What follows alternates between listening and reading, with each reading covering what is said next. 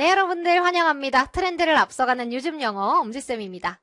우리 이번 영상에서는요, 22 개정교과서를 처음 공부하게 될 우리 행운의 고1 학생들을 위해서 영어 학습, 해야 할 것과 하지 말아야 할 것들을 정리하는 시간 가지려고 합니다. 아마 다른 과목들도 그렇겠지만 이 영어에 관해서는 이래라 저래라 말이 많아요.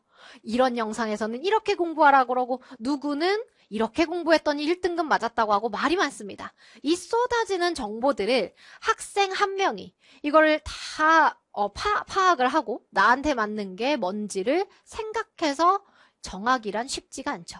그래서 선생님이 정해드린다는 겁니다. 많은 학생들을 직접 봤고 1학년 때, 2학년 때 성장해 나가는 모습 혹은 실패해 나가는 모습을 내가 직접 봤기 때문에 내 말을 믿고 이대로 공부하시면 됩니다. 자, 먼저 어휘, 그리고 문법과 영작, 그리고 해석과 독해 이렇게 3개의 파트로 나눠서 해야 할 것들을 정리해 드릴 거예요. 자, 어휘부터 봅니다.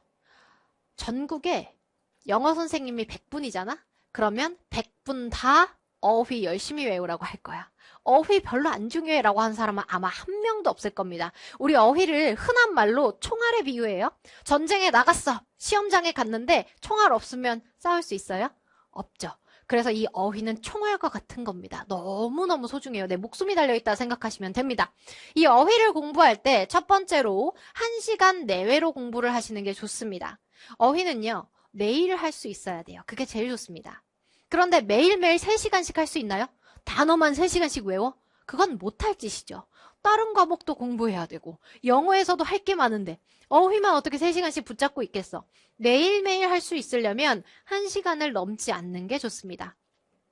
그래서 내가 1시간에 30개밖에 못 외웠어요? 그럼 그게 본인의 양인 거예요. 1시간 동안 나는 100개 외울 수 있어? 그게 본인의 양입니다.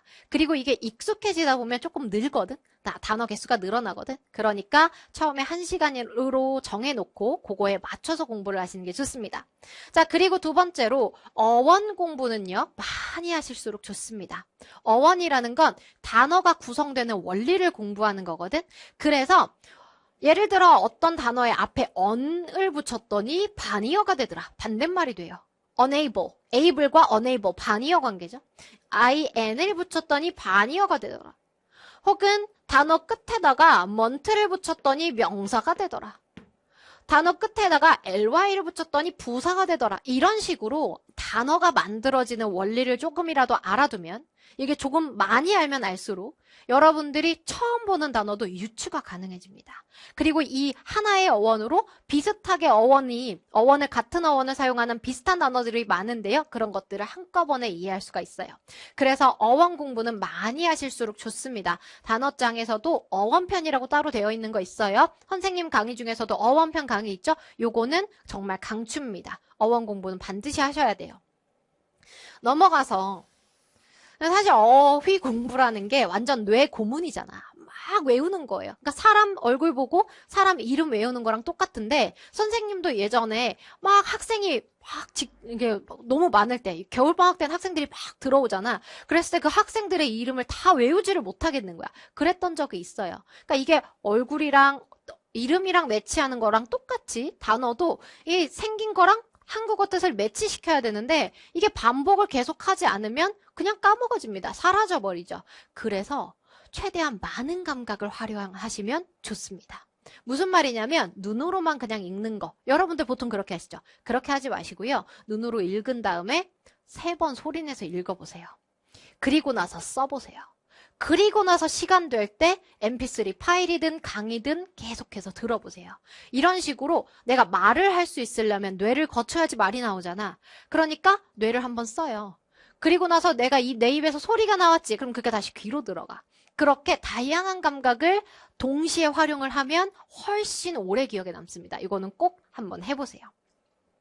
자, 그리고 유의어, 반의어, 혼동어휘에 주의하셔야 됩니다. 우리가 교과서에 있는 단어가 분명히 어떤 able이었는데 갑자기 시험지에 그 able이 온데간데 사라졌어. 이런 경험 꼭 하게 될 건데 이거는 우리 고등학교 거의 모든 학교에서 다 이렇게 냅니다. 어떤 교과서 단어를 그것과 같은 의미를 가지고 있는 유의어로 바꿔낸다거나 아니면 어떤 단어를 반의어로 바꿔낸다거나 아니면 비슷하게 생긴 혼동어휘로 바꿔내는 그런 시험이 무조건 나와요. 그런 시험 문제가. 그러니까 여러분들은 이제 앞으로 교과서에 있는 단어 목록만 열심히 외울 게 아니라 얘랑 비슷한 뜻은 뭐가 있을까? 비슷한 유의어는 뭐가 있을까? 반의어는 뭐가 있나? 얘랑 비슷하게 생긴 단어는 뭐가 있나? 이거를 반드시 공부하셔야 되는 겁니다. 이걸 언제 다 해? 이런 것들은 보통 수업에서 다 해드려요. 자, 그러니까 걱정 안 하셔도 되고요. 깊이 있게 공부하는 것이 중요하다. 자, 그 다음에 문법과 영작. 이 파트에서는 일단 첫 번째로 우리 중학교 때 저는 영어 좀 했어요. 그리고 뭐 문법 특강 여러 번 들었습니다. 이렇게 했던 학생들조차도 고등학교에서는 출제 논리가 좀 달라집니다. 그러니까 중학교랑 내용 자체는 크게 다르지 않아요. 약간 심화되는 정도? 그런데 출제되는 논리가 달라. 이게 뭔 소리냐면 예를 들어서 관계대명사. 그러면 중학교 때 뭐가 나오냐면요. 자, 선행사에 사람 있다. 어떤 관계대명사 쓸 거니? 이렇게 나와요. 관계부사.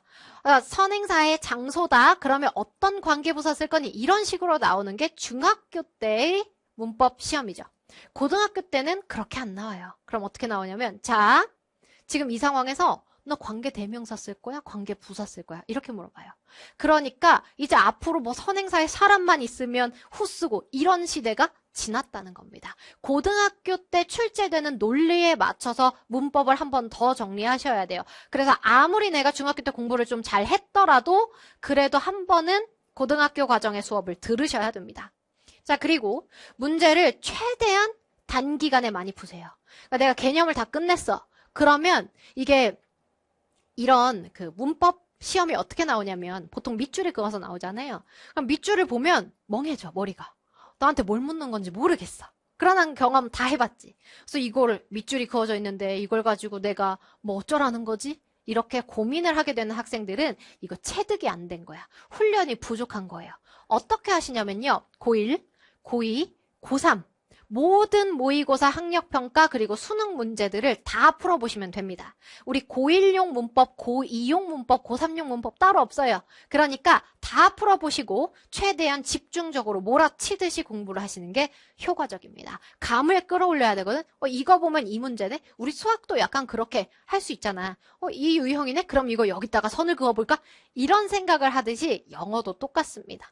그래서 몰아치듯 집중적으로 한번 정리하는 시간이 필요하다. 개념 정리 후에 말하는 겁니다. 자, 그 다음에요. 영작 얘기 안 할 수 없죠. 우리 서술형은 사실 내신의 꽃인데 그래서 우리 서술형 뭐 다 틀렸다? 그러면은 뭐 3등급도 못 맞아요. 그죠? 그런데 그 중에서도 영작은 서술형의 꽃입니다. 그러니까 영작은 꽃 오브 꽃인 거야. 너무너무 소중한, 너무너무 중요한 파트입니다. 보통 이제 영작은 어디에서 나오냐면요. 첫 번째로 교과서 각 단원마다 2개씩 문법 포인트가 있습니다. 알고 있죠? 몰랐으면 알아야 돼. 1과에 2개, 2과에 2개, 3과에 2개, 4과에 2개 이렇게 2개씩 정해져 있어. 거기서 보통 나와요. 거기에 있는 중요한 문법이 나와. 근데 우리가 1과만 시험 보지 않잖아. 1과, 2과 같이 볼 거거든? 그럼 1, 2과가 다 중요한 거야. 1과에 있는 지문에서도 2과 문법이 들어있으면 그것도 써보셔야 되는 거예요. 이해되시죠? 그래서 이렇게 각 단원에 대표 문법이 들어있거나 혹은 학교 수업 시간에 선생님이 오랜 시간 정성을 들여서 수업을 한 거. 이거는 시험에 나온다고 보시면 돼요. 그러니까 학교 수업 무조건 들으셔야 됩니다. 학생들 중에서 몰라. 나는 이따가 학원 가서 들을래. 나 이따 인강에서 들을래. 이렇게 하는 학생들이 있는데 학교에서 한번 듣고 학원에서 듣고 아니면 학교에서 한번 듣고 인강에서 듣고 2번 들으려고 우리가 따로 돈 내고 공부하는 거 아니니? 근데 학교에서 안 들어버리면 무슨 소용이야. 시험은 누가 낸다? 학교 선생님이 내십니다. 무조건 수업 열심히 들으시고 필기 꼼꼼하게 하셔야 돼요. 자, 그 다음에 이제 영작이 이렇게 각 교과서의 단원 대표 문법에서 나온다고 했잖아요? 그러면 궁금해지잖아, 이쯤에서. 뭐가 궁금해져? 그럼 우리 학교 교과서에 뭐가 나오나 궁금하지 않아요? 선생님이 다 정리해왔습니다. 여러분들이 공부하게 될 교과서가 공통영어 1이에요. 1학기용 교재입니다. 몇 종 있게? 총 10종이 있어요.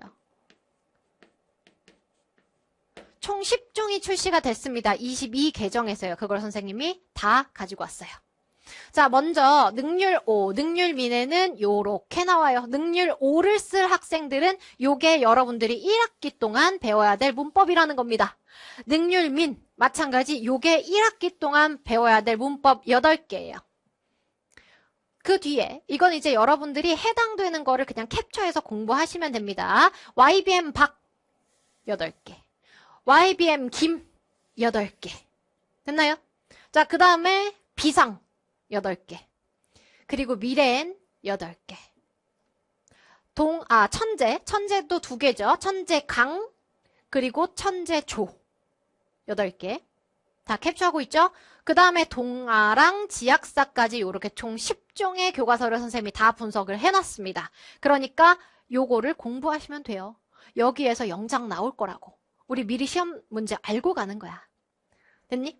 자, 근데 이거를 공부하고 싶어. 어떻게 공부해? 뭐 여러분들이 개인적으로 뭐 문법 교재를 사서 공부하셔도 되고요. 선생님 강의로 공부하고 싶은 학생들, 내가 다른 강의를 어떻게 얘기할 수는 없잖아. 그러니까 내 강의로 얘기할 수밖에 없는데 선생님 강의 중에 엄지척 수능 문법 기본편이라는 강의 있습니다. 이게 고등학교 학생들을 위한 개념 정리 강의예요. 문법 중요한 개념 다 들어있습니다. 자, 선생님이 아까 그렇게 나열했던 거 총 10종 중에 오투동사라는 개념, 이거 목적어 다음에 투부정사 쓰는 애들이거든. 얘가 4번 나와요. 10종 중에 4종에서 이걸 중요한 문법으로 꼽았다고. 사역동사 3번, 지각동사, 가목적어 각각 한 번씩 나오는 요게 3-2강에 다 들어있습니다. 이해되니?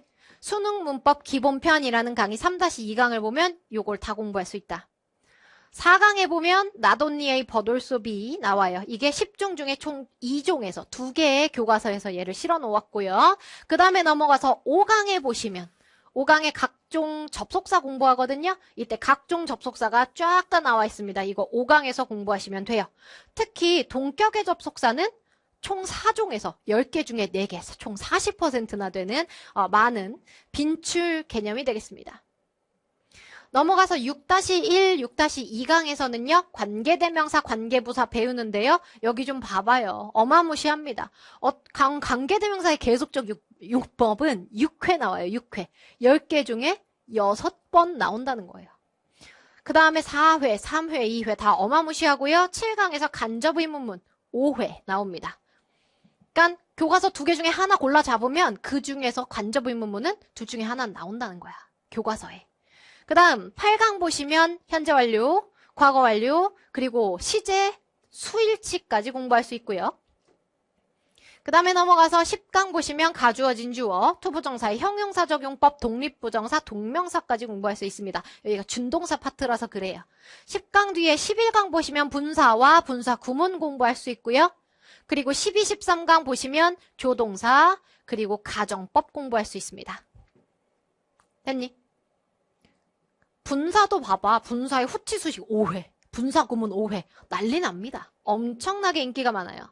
그 다음에 15강의 부정어 도치, 16강이 대동사입니다. 선생님 강의가 이렇게 16강까지로 구성되어 있는데 이 16강까지. 그러니까 살펴보니까 3-2강부터 시작해서 3, 4, 5, 6, 7, 8, 10, 11, 12, 13, 15, 16까지 거의 버릴 게 없이 꽉꽉 들어차 있습니다. 뭐로요? 우리 교과서에서 중요하다고 생각하는 그 개념으로. 선생님이 그냥 만들지 않았을 거 아니야, 강의를. 그러니까 이 강의 보시면서 개념 정리 확실하게 하시면 됩니다. 아시겠죠? 자, 그 다음 해석과 독해에 대해서도 또 할 말이 많은데요. 우리 고1 때는요. 해석만 잘 하시면 됩니다. 근데 해석이랑 독해가 뭐가 달라? 궁금할 수 있잖아. 똑같은 거 아닌가요? 라고 생각할 수 있어요. 그런데 해석은 말 그대로 어떤 문장이 있으면 그거를 한국어로서 정확하게 번역해서 잘 이해할 수 있는가. 이게 해석이고요. 독해는 그게 아닙니다. 야, 이 글에서 중요한 게 뭐야? 하고 싶어 하는 말이 뭐야? 이 글의 유형에서, 이 문제 유형에서 네가 올바른 답을 골라낼 수 있니? 이게 독해입니다. 그러니까 여러분들 중에서 독해 공부만 열심히 하는데 난 해석은 못해? 그럼 그건 잘못된 공부하시는 거예요.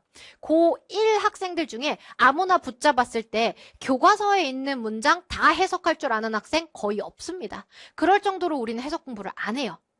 사실은 해야 된다고 강조한 사람이 많이 없어서 그래. 그래서 여러분들한테 강조하고 싶은 거는요. 주어, 술어, 목적어, 보어 정확하게 수식어까지 파악하는 훈련 반드시 하셔야 되고요.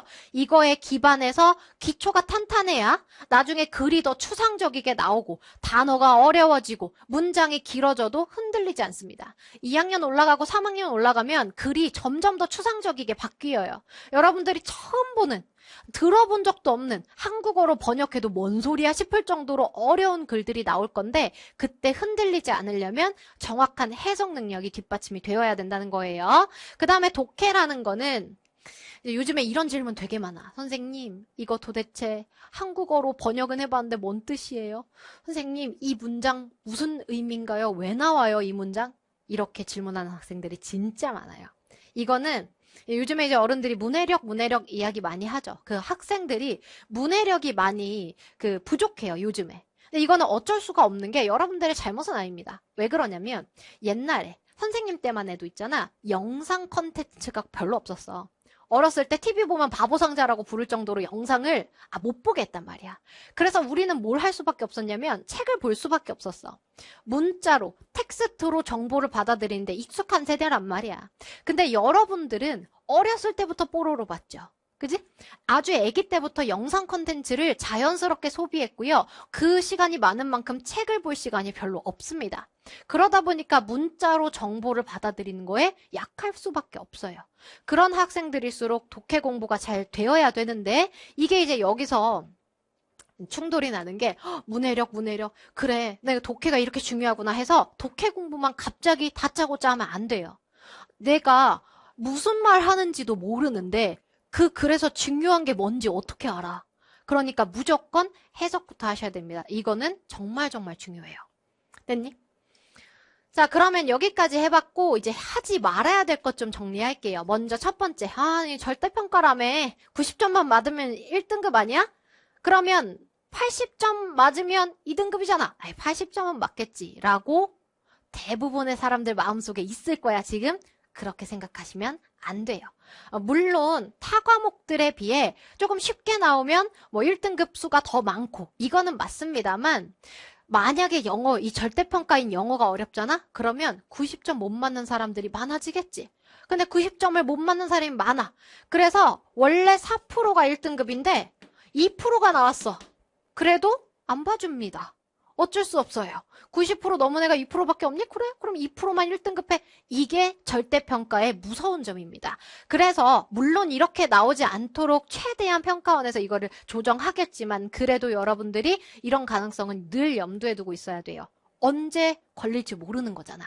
언제 운이 나쁘게 이 불수능을 만나게 될지 모르는 거기 때문에 안심하시면 안 됩니다. 그리고 이거는 3학년한테 해당되는 이야기죠. 고1, 고2 때 우리 내신에서는 영어 중요합니다. 영어 아직도 주요 과목이에요. 그러니까 무시하지 마시고 열심히 공부하셔야 됩니다. 자, 그 다음에 두 번째, 기초 없는데 그냥 시간 재고 문제만 열심히 푸는 학생들 분명히 있을 거예요. 하지 마세요. 정말 도움 안 됩니다. 진짜로. 이게 도움이 되는 학생들은 딱 1등급 최상위권한테만 도움이 돼요. 1등급 최상위권 몇 점이냐면 97, 98. 계속 맞는 사람. 97, 98, 100, 97, 98, 100 이렇게 맞는 학생들은 이거 연습하는 게 의미가 있어요. 왜? 거기 있는 문장 다 해석할 줄 아니까. 그런데 우리 대부분은 거기 있는 문장 해석도 못해. 해석 못해서 단어 몇 개로 막 의미 때려 맞추고 있어. 그러면 이거를 해가지고 어떻게 좀 가물해서 잘 찍어가지고 언제는 시험 90점 나왔다가 언제는 75점 나왔다가 왔다 갔다 하게 된단 말이야. 이거는 불안감만 키우고요. 좋은 공부가 아닙니다. 시간을 줄일 수 있는 건 3학년 때 해도 늦지 않아요. 시간을 언제든지 줄일 수 있습니다. 근데 만약에 내가 이렇게 공부를 하다가 3학년 됐는데 내가 기초 없는 걸 알았어. 그때 기초 못 쌓아요. 그러니까 지금 기초 쌓으시고 시간은 나중에 줄이실 수 있다라는 거 꼭 명심하시고. 그 다음에 진도만 나가는 학생들 있어. 이거 우리 대부분이 그럴걸? 복습 안 하고. 진도만 나간다는 건 내가 혼자 공부를 하든 인강을 듣든 뭐 학원 수업을 듣든 그냥 듣고 땡! 복습 어떻게 해요? 모르겠어 하는 학생들이 있어. 그렇게 하시면 안 되고요. 복습은 어떻게 하는 거냐면 자 내가 오늘 뭐 아까 얘기했던 뭐 관계대명사라는 파트를 배웠어. 그럼 거기에 있는 개념은 당연히 복습을 해야겠고 거기에 실려있는 모든 예문, 모든 지문 거기에 있는 모든 문장을 다 해석할 수 있고 거기에 있는 단어 중에 모르는 게 없을 때까지 공부하는 게 영어의 복습입니다. 무슨 말인지 아시겠죠? 거기에 실려있는 모든 예문, 모든 문장이란 문장은 다 해석해 보셔야 되고 거기에 있는 단어는 다 아주 집요하게 찾아서 외우셔야 돼요. 이게 영어의 공부법입니다. 자, 그 다음에 4번. 영작할 때 틀릴까봐 안 써보는 애기들 있지. 선생님이 해봐서 알아요. 선생님 중학교 때 어떻게 했냐면 내 수학 문제집 있지. 거기에 뭐 이렇게 막 이것저것 고민한 흔적 있는 게 싫은 거야. 문제집이 더러워지는 게 싫어. 그래가지고 머리로만 고민하다가 안 쓰고 틀리고 그랬거든요. 절대 하시면 안 됩니다. 영작 이거는 우리 시험지, 그 시험지가 나의 무대야.